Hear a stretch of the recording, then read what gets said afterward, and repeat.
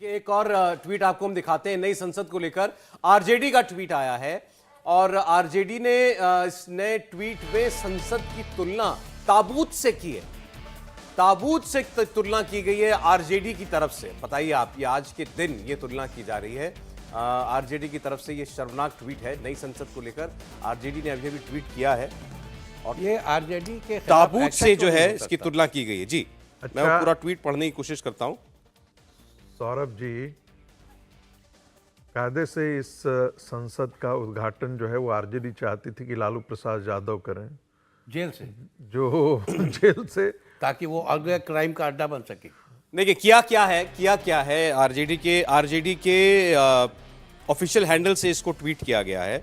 और जो संसद का जो चित्र है जिसमें नई और पुरानी संसद दोनों दिखाई देती है, अगर आप ऊपर से उसको तस्वीर को लें, अगर ड्रोन से उस तस्वीर को देखें, तो अगर नई संसद के आपके पीछे से वो शॉट लिया जाएगा तो वो तस्वीर को उसकी तुलना जो है कॉफिन के साथ की गई है कि वो जो शेप बनती है कॉफिन के जैसी बनती है, ताबूत के जैसी बनती है। और वो दोनों तस्वीरें डाल करके लिखा गया है ये क्या है। एक तरफ नई और पुरानी संसद की तस्वीर और बगल में एक ताबूत। एक टिप्पणी संगीत जी मैं कर देता हूं, एक टिप्पणी कर देता हूं मैं। मुझे इन लोगों का ट्वीट देख देख के सचमुच आज गुस्सा थोड़ा आ रहा है। आमतौर पे ये होता नहीं है।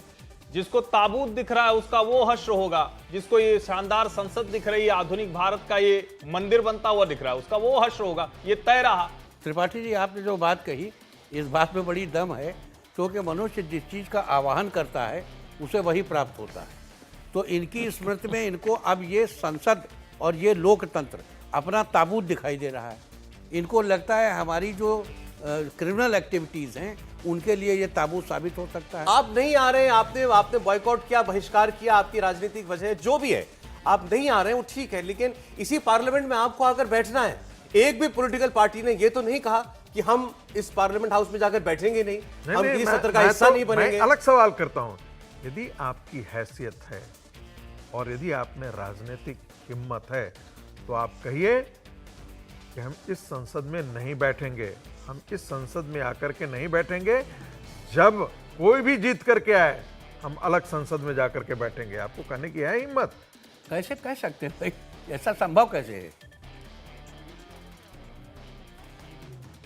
अब देखिए स्वामी प्रसाद मौर्य लिख रहे हैं कि सिंगोल राजदंड की स्थापना पूजन में केवल दक्षिण के कट्टरपंथी ब्राह्मण गुरुओं को बुलाया जाना अत्यंत दुर्भाग्यपूर्ण है। भाजपा सरकार के यदि पंथ निरपेक्ष संप्रभु राष्ट्र भारत में विश्वास होता तो देश के सभी धर्म गुरुओं यथा बौद्ध धर्माचार्य, जैन आचार्य, गुरु ग्रंथी साहब, मुस्लिम धर्मगुरु, ईसाई धर्मगुरु आदि सभी को आमंत्रित किया जाना चाहिए था। ऐसा ना करके भाजपा अपनी दूषित मानसिकता और घृणित सोच को दर्शा रही है। यद्यपि भाजपा सरकार सिंगोल राजदंड की स्थापना करके राजतंत्र के रास्ते पर जा रही है। जो बात हम लगातार कह रहे हैं, हाँ। विपक्ष यही बात कह रहा है कि आप आपने सिंगोल को लगा दिया, मतलब प्रजातंत्र से आप राजतंत्र की ओर ले जा रहे हैं। दक्षिण के ब्राह्मण धर्म गुरुओं को बुलाकर ब्राह्मणवाद को स्थापित करने का भी कुत्सित प्रयास किया जा रहा है। देखिए, छठे क्लास के विद्यार्थी से आप क्वांटम फिजिक्स के बारे में पूछेंगे तो आप क्या कहेंगे? वो क्या बोलेगा? हाँ, वही स्वामी प्रसाद मौर्य, वही स्वामी प्रसाद मौर्य की ओम जी उपाध्याय जी हमारे साथ अनपढ़ स्टूडियो में अनपढ़ आदमी से स्वागत है यदि आपका। आप ये तरह तरह की संज्ञाएं दी जा रही है नई पार्लियामेंट को विपक्ष की तरफ से। नहीं, ये तो बड़ी अजीब सी बात है। शायद स्वामी प्रसाद मौर्य जी ने देखा नहीं होगा, देखने की कोशिश नहीं की होगी। अभी जो पूजन हुआ है वहां पर किस धर्म का प्रतिनिधि नहीं था? ठीक है, सनातन से उसकी शुरुआत हुई, लेकिन वहां पर देश में जितने भी धर्म हैं और जो संदेश उससे गया है, वहां पर इस्लाम, सिख, ईसाई, बौद्ध, जैन, पारसी, जरथुस्त्र, जितने भी धर्म हैं सभी का जो मंत्रोच्चार है, सभी का जो पूजन विधान है, उसको संपन्न किया गया है अभी थोड़ी देर पहले ही। अगर जिसने भी टीवी स्क्रीन पे उन सारे दृश्यों को देखा होगा, उसने बहुत ठीक तरीके से उसको आत्मसात किया होगा। और ये बड़ा संकेत है। ये देश समावेशी संस्कृति का देश है। ये देश अपने संस्कृति के महाउदर में सबको समाहित करते जाने का और बेहतर होते जाने का संकेत लिए हुए देश है। इसलिए इस तरह की बातें करना बड़ी ओछी राजनीति का परिचायक है। अच्छा, एक बात और कि जब ये लोग इतनी ओछी राजनीति कर रहे हैं तो अगर हम इनके हाथ में सत्ता सौंप दें तो ये राष्ट्र को कहाँ लेके चले जाएंगे? न कुछ पढ़ते हैं न लिखते हैं। इनको उस मठ के बारे में ये नहीं मालूम कि वो शैविकी मठ है, जहाँ जो ब्राह्मण डोमिनेटेड नहीं है। वहाँ पे ब्राह्मण क्षत्रिय वैश्य शूद्र कोई भेद नहीं है। अब स्वामी प्रसाद जी को पता ही नहीं इसके बारे में, बयान दे रहे हैं। मतलब मुश्किल ये है कि हम उन लोगों को बयान देने की अनुमति देते हैं।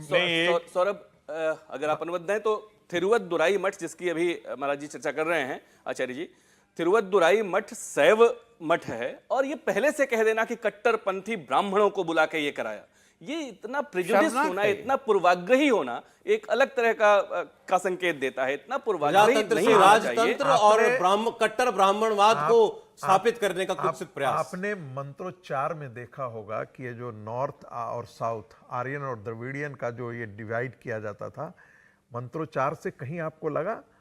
भगवान योगेश्वर श्री कृष्ण तो जो हैं वो तो सबके हैं, नॉर्थ के भी हैं, साउथ के भी हैं। एक और बात मैं आपको बता दूं, चूंकि एक इसके कमेटी के सब कमेटी के साथ मैं जुड़ा हुआ रहा हूं, जो डेमोक्रेटिक गैलरी है, इसके बारे में जिक्र करना चाहूँगा। प्रधानमंत्री जी ने कहा कि ये India is the mother of democracy. ये ऐसे ही नहीं कहा है, पूरा एक मिनिस्ट्री ऑफ कल्चर की एक कमेटी बैठ करके इस पर 6 महीने सारी चीज़ों को अनुसंधान करने के बाद आया। और ये अपने आप में बहुत बड़ा विमर्श है। यानी कि ग्रीक का जो कॉन्सेप्ट, एंग्लो अमेरिकन ट्रेडिशन जो है, जिसमें कहा जाता है कि Greek he mother of democracy है, उस सारी चीजों को, थीसिस को प्रधानमंत्री जी ने ध्वस्त कर दिया है। और ये जिसे आप दंड कह रहे हैं, वो छड़ी के तौर पे, वो धर्म दंड भी उसी का प्रतीक है जी, उसी का प्रतीक है कि यहां सब कोई उस दंड से संचालित है। दंड का मतलब विधान होता था। कौटिल्य का अर्थशास्त्र पढ़िए, याज्ञवल्क्य स्मृति पढ़िए, बृहस्पति स्मृति पढ़िए, बहुत सारे लोगों को इनके बारे में जानकारी नहीं है। शुक्र नीति पर हमारे यहाँ 1921 में आया, बृहस्पति स्मृति पर 1944 में राघवेंद्र वाजपेयी की किताब आई, पढ़ते ही नहीं है इनको। करें India TV news Google play store या ऐप स्टोर पर।